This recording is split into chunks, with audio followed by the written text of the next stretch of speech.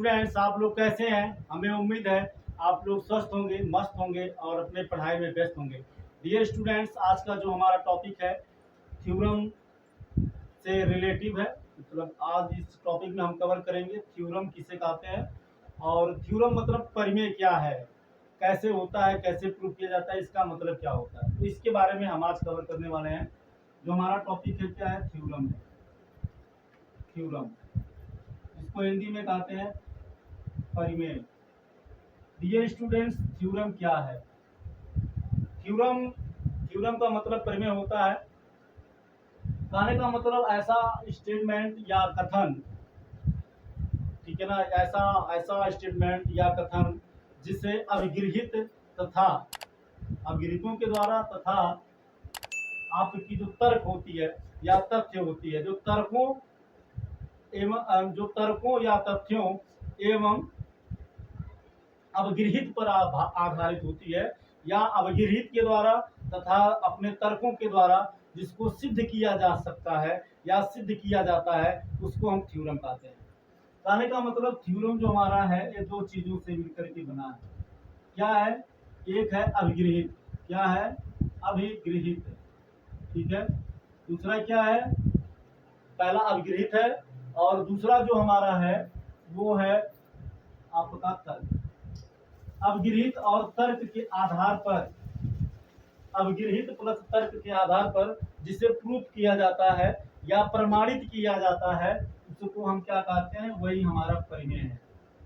बात समझ में आ गई? कहने का मतलब परिमेय हमारा अवगृहित प्लस तर्क पर आधारित होता है। अब अवगृहित आपके दिमाग में आ रहा हो, अवगृहित क्या है? अवगृहित जिसको हम एक्सियम बोलते हैं, AXIOM। अब अवगृहित क्या है इसको हम समझ लेते हैं। अवगृहित हमारा जो होता है अवगृहित, अवगृहित अवगृहित क्या है? इसका इंग्लिश है एक्सियम, AXIOM। अवगृहित वह होता है जिसे जिसे बिना किसी जिसे बिना किसी प्रमाण के, बिना किसी प्रमाण के जिसे बिना किसी प्रमाण के जिसको, सेंटेंस नहीं बन रहा है, जिसको बिना किसी प्रमाण के सत्य मान लिया जाता है, जिसको बिना किसी प्रमाण के सत्य मान लिया जाता है, सत्य मान लिया जाता है। ठीक है ना। कहने का मतलब है जिसे प्रमाणित करने की आवश्यकता नहीं होती, जिसे प्रमाणित करने की आवश्यकता नहीं होती, उसको हम क्या बोलते हैं?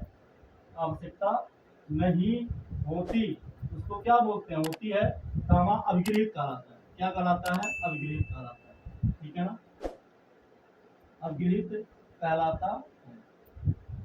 मान लो कोई भी ऐसा स्टेटमेंट या कथन है जिसको आपने कहा और सामने वाले ने बिना प्रमाण के ही उसे एक्सेप्ट कर लिया या उसे स्वीकार कर लिया या उसे मान लिया, तो उसे हम क्या कहते हैं? अभिगृहित कहते हैं। जैसे मान लीजिए, जैसे में हम उदाहरण ले लेते हैं, जैसे मान लीजिए कह दिया जाए दो लाइन है। कितनी लाइन है?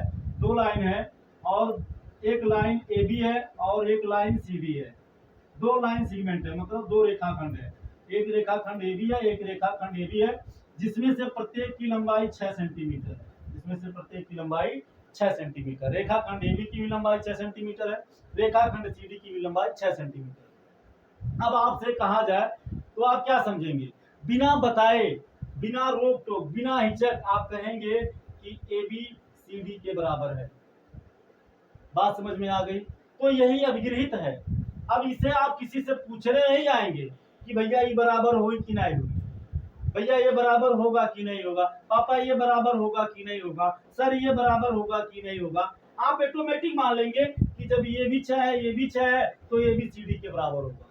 ये हमारा अभिगृहित है। या आपसे कह दिया जाए दो दो वृत्त है, दो वृत्त है, दोनों की त्रिज्या 4-4 सेंटीमीटर है। ठीक है ना।